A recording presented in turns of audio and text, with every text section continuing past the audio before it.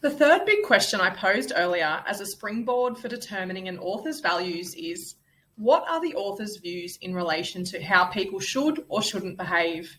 This question is similar to the last one about how people should or shouldn't be living, but I think this third question draws our attention more so to examining the author's behavioural standards. Exploring how an author feels about certain behaviours, both in terms of their own behaviours and those of people in their society, can tell us a great deal about what they value. It can also tell us about what they don't like about the ways in which people conduct themselves.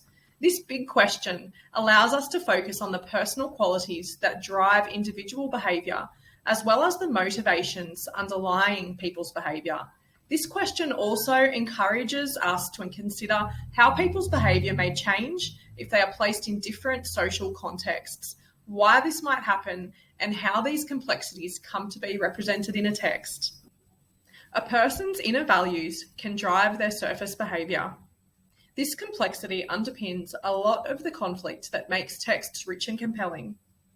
Literature that encourages us to explore who characters really are beneath the public facade, to reveal the values that lay at their core, provide us with multi-layered representations of human nature. Literature can teach us that people are not always the sum of the face they present to the world. People are complex creatures who can behave in ways that conceal their true intentions, particularly when those intentions are guided by negative values like greed, jealousy, or control. Often these kinds of characters make for great antagonists, the villains and adversaries that make it their mission to mess with the forces of good at work in the story. On the other end of the moral spectrum, people can also choose to conduct themselves with integrity and congruence, aspiring to make sure that their behaviours are an authentic reflection of their internal values. These heroes and heroines may not always succeed in upholding their values, but we certainly see our fair share of protagonists who make it their mission to grow into the kind of person who is capable of such moral strength. Speaking of enduring values, this discussion would not be complete without a thorough mentioning of Shakespeare's prowess. Time and again, the Bard, Shakespeare's nickname, reveals to us the incredibly flawed nature in our capacity to manipulate and deceive, and we are even more flawed as we can engage in these behaviours for horrific reasons.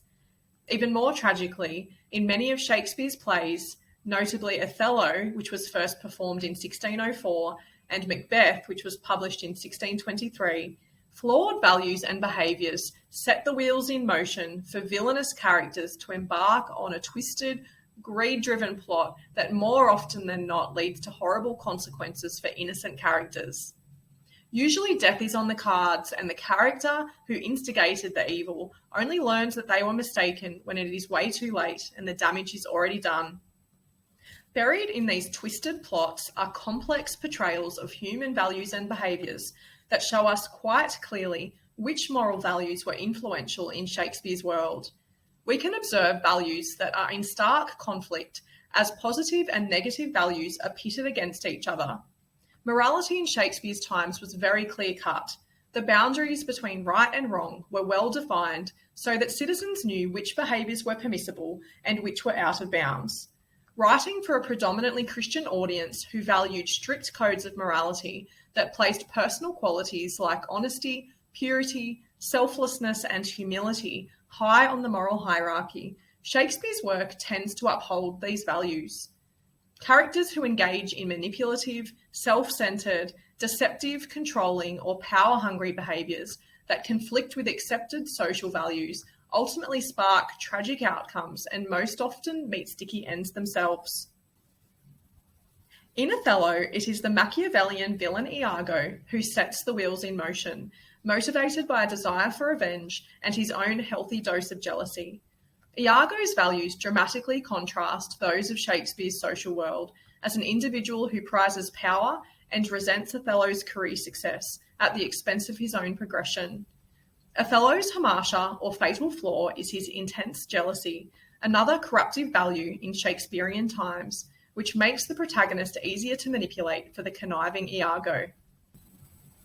Iago plays on the gender values of the era also, calling the purity of Othello's wife Desdemona into question in a bid to fuel his jealousy. In a social context that values the purity and innocence of women, sexual promiscuity and adultery were sinful accusations to make against the wife of a prominent military figure.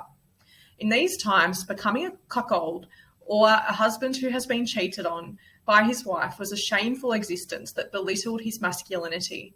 Understanding all of these dimensions of Shakespeare's contextual values or dominant social values that he sought to convey allows us to better understand the surface behaviours of the characters who each contribute to the unfolding tragedy. We can understand how Iago was able to manipulate Othello's weaknesses, driving him to murder the wife he supposedly loved. We understand how Desdemona's pleas of innocence only served to fuel Othello's rage. The duplicity of Iago is characterised by his ability to publicly present himself as an honest, honourable, loyal servant and friend to Othello, while privately plotting and scheming to bring about his downfall. This character complexity shows us the potential contrast between an individual's underlying values and their behaviour, which can also be true of human nature in real life. This incongruence between a person's internal thoughts and feelings and their external behaviours is a common quality in literature that portrays complex characters who are multi-layered and morally problematic. Such characters create the much-needed drama that drives a text's conflict, as ultimately it is often flawed human actions that lead to chaos. Conflict and chaos make narratives interesting. While in real life, we often seek to avoid conflict and unnecessary drama as much as possible, good literature thrives on it. While in real life, we would happily avoid dishonest, incongruent drama lovers, good literature needs them. So as you are analysing a literary work, stay on the lookout for conflicts between a character's internal values and their external behaviours. Identifying these dynamics often helps us to more deeply question the values at play in an author's world and their work.